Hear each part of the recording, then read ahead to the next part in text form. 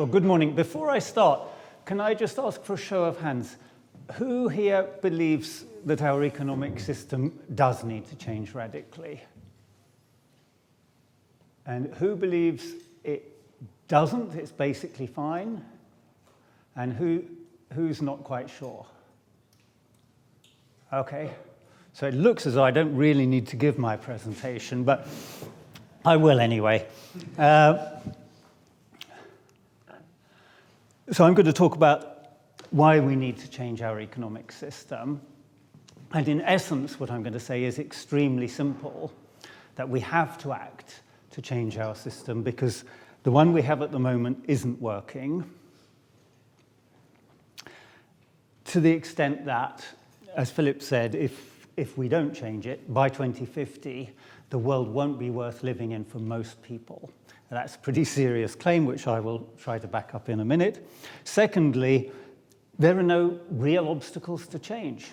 We've been convinced that there are no real alternatives to the way we're doing things, and that's simply not true. We're imprisoned not by economic realities, but by economic myths.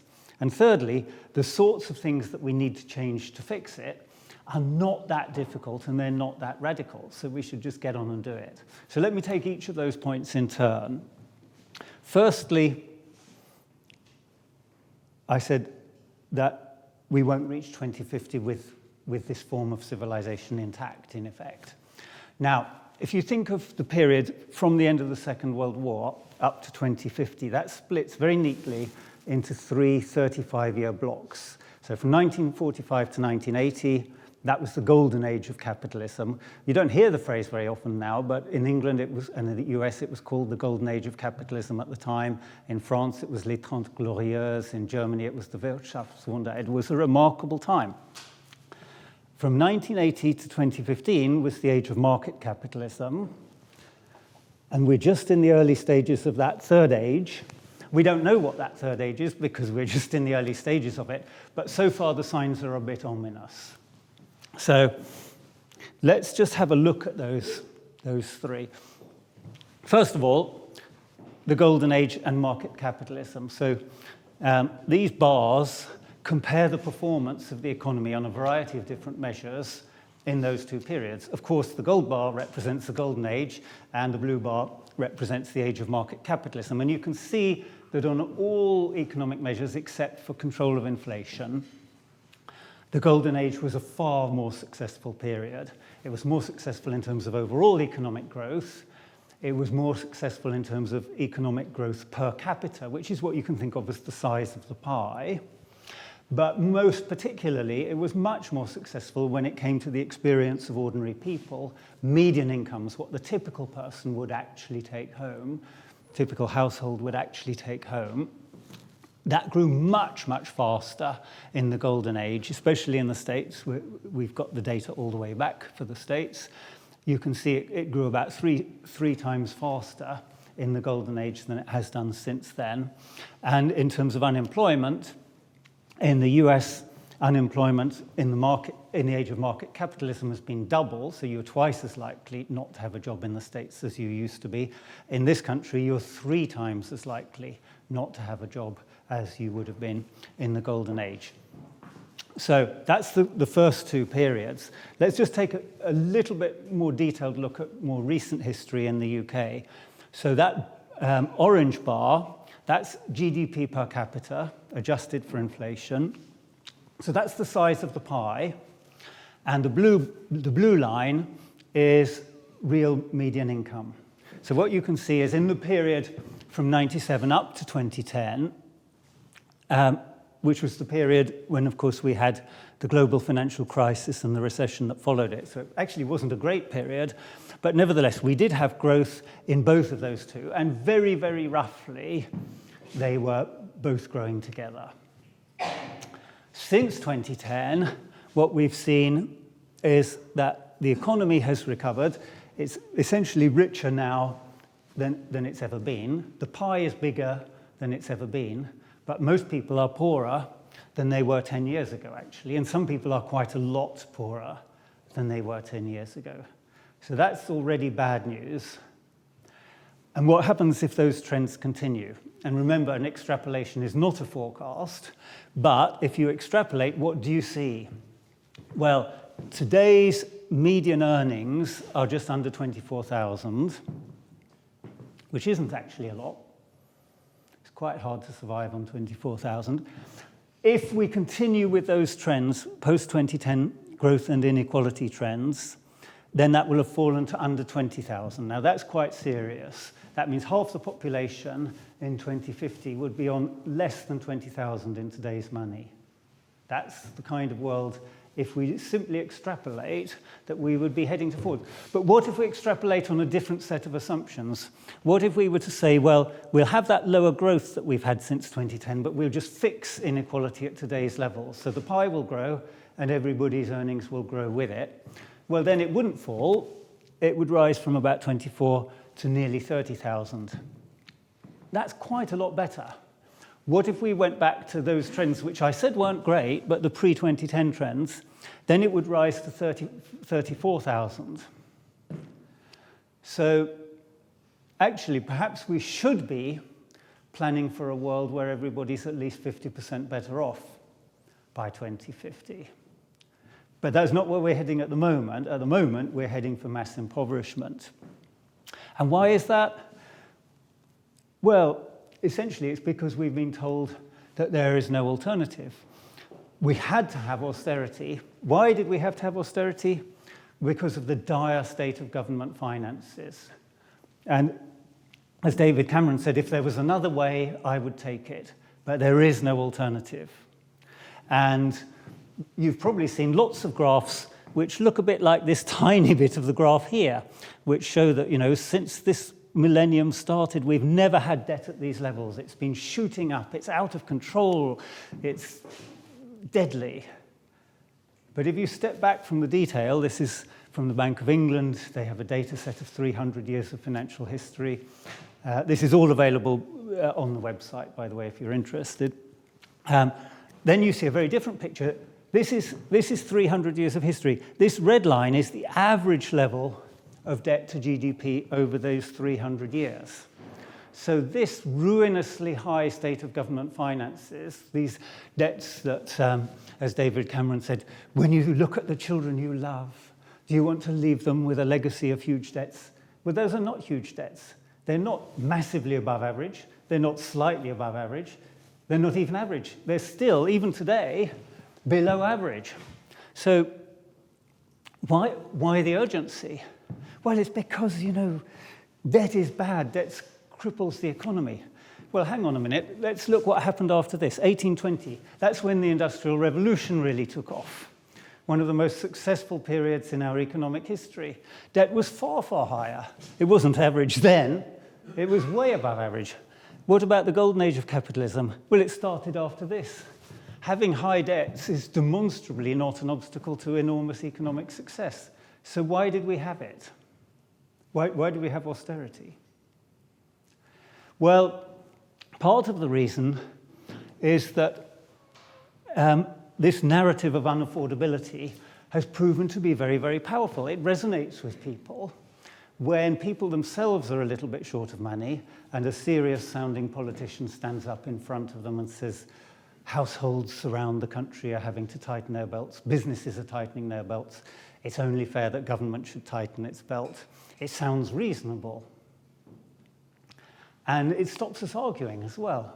We just stop questioning it. We see a little graph like this, we hear some effective rhetoric, we internalize this narrative of unaffordability, and we reluctantly accept that, we don't like it, but we just can't afford to keep funding the NHS at the same rate. We just can't afford to keep giving local councils the sort of amount of money they need to provide the services they provide. We just can't afford to save the planet. And that's really very useful in preventing debate and stopping people from looking at the underlying philosophy. And the underlying philosophy is what I've termed market fundamentalism. I didn't create the phrase, but I think it's a good one, so I've adopted it. And a market fundamentalist is like a religious fundamentalist. They believe almost as a religious item of faith, that markets are the best way to allocate resources. And the logic goes very simply from there. If markets are the best way to allocate resources, anything else is less good. In particular, the state is less good. So you don't want valuable goods and services being allocated in a less good way. You don't want healthcare being allocated by the state. The market should allocate healthcare. You don't want education being allocated by the state. The market should allocate it. You don't want investments to protect the environment being allocated by the state. You want the market to do those things.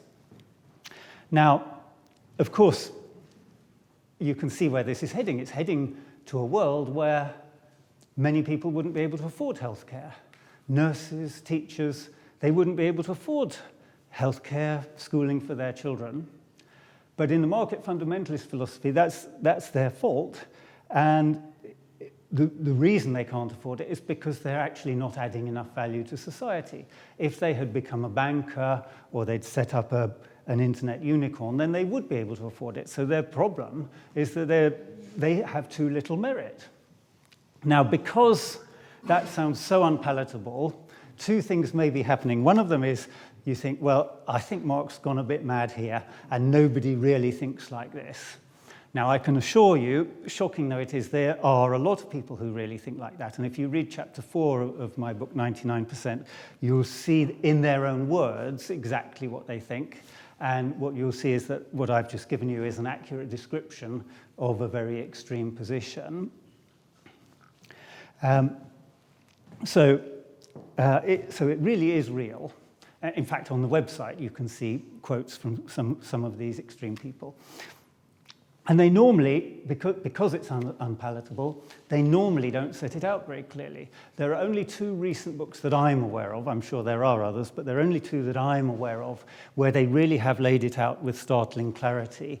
One of them is the book by Jacob Rees-Mogg's father, William Rees-Mogg, which is called The Sovereign Individual. And in some ways, it's a brilliant book, but it's deeply, deeply scary.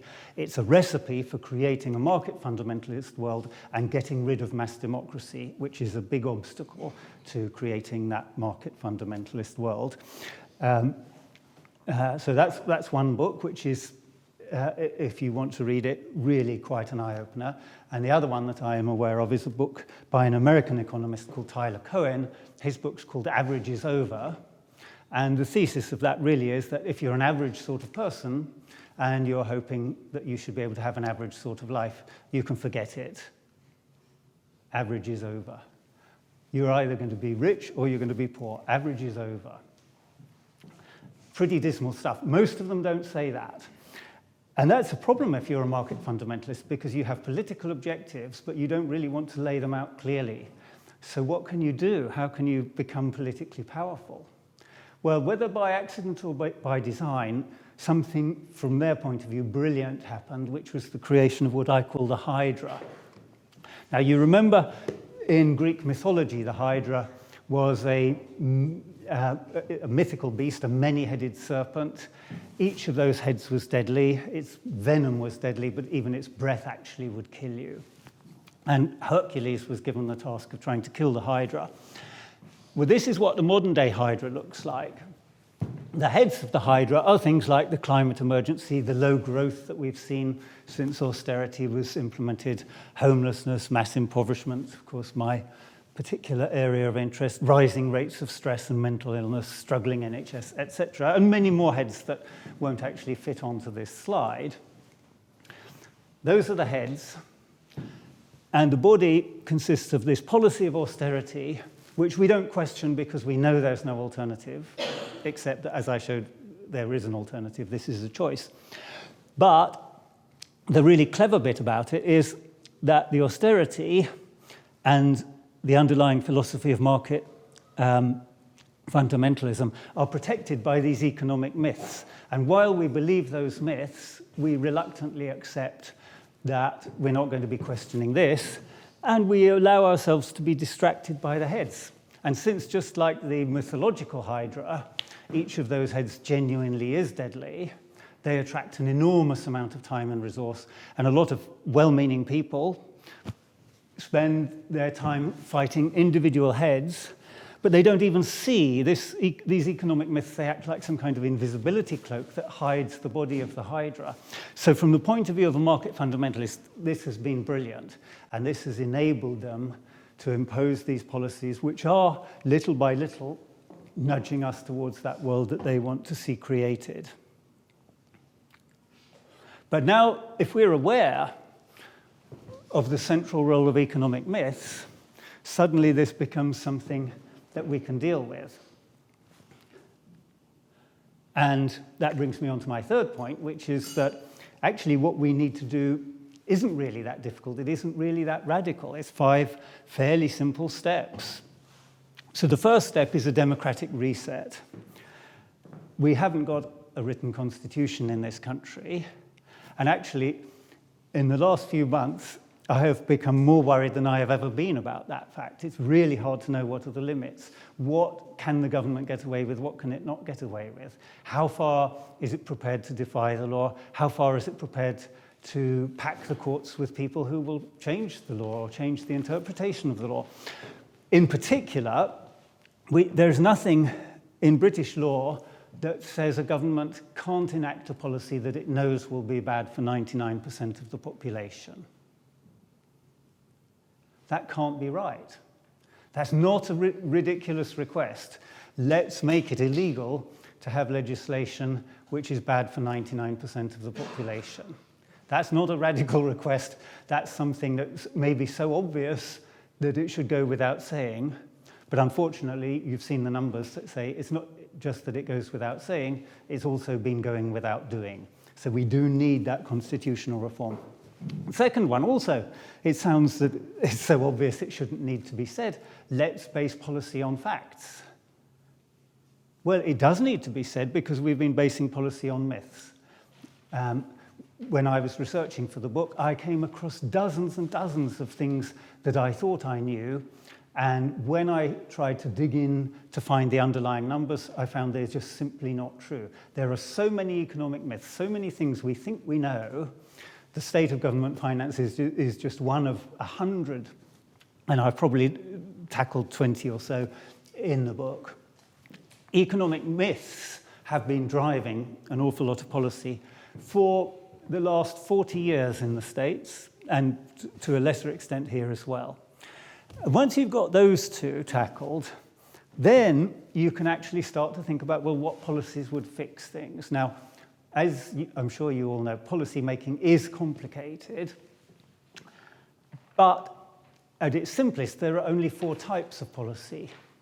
Every policy either grows the pie or it doesn't grow the pie, and it either shares that pie fairly or it doesn't share it fairly.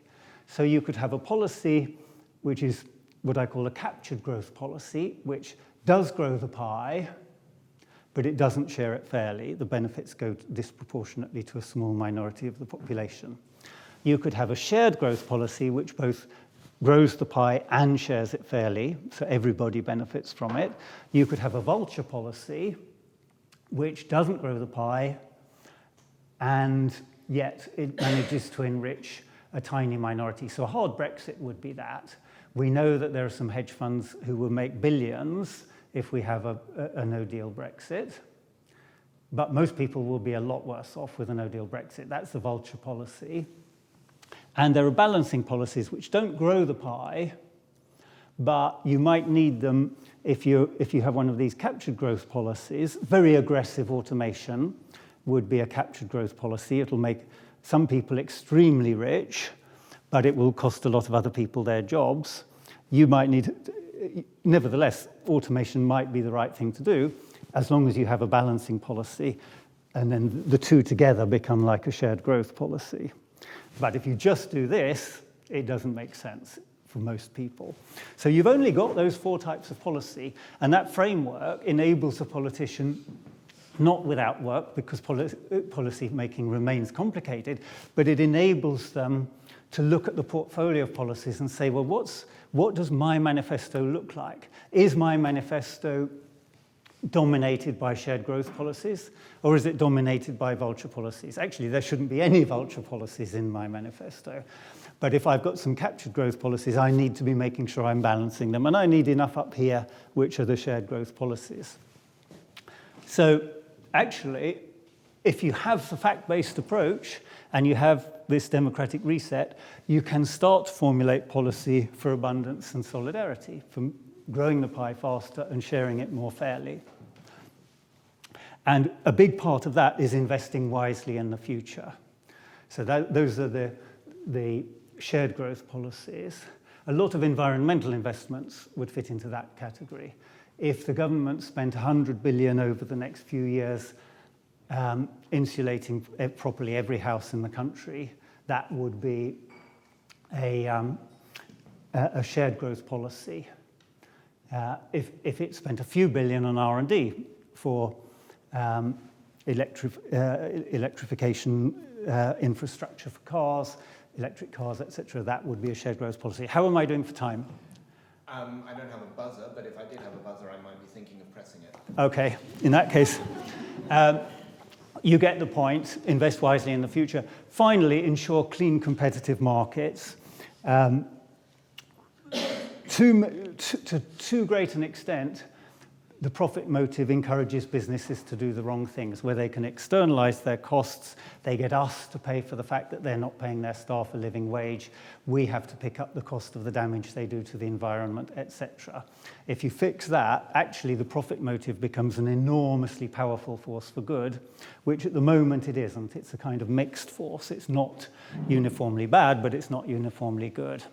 So just before I stop, I should say these things really are urgent. Just as Hercules didn't manage to kill the Hydra either on his own or just by looking at the heads, we won't kill the Hydra either on our own or just by looking at the heads. So we do need your help. Please sign up on this website, 99-percent.org, and see what you can do to help. Thank you very much.